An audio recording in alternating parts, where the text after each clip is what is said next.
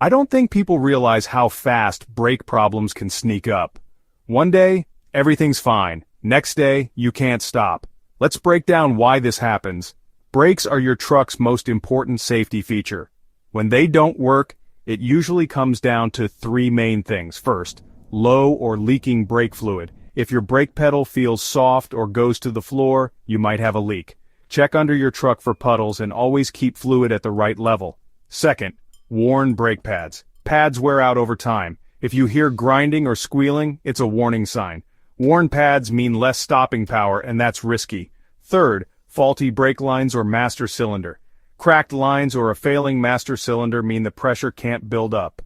That's when your pedal feels spongy and your truck won't stop. Don't ignore warning lights. If your ABS or brake light comes on, get it checked right away. Checking your brakes regularly can save your life and your truck. If you're not sure, ask a mechanic. Remember, when it comes to brakes, safe is always better than sorry. Stay safe out there.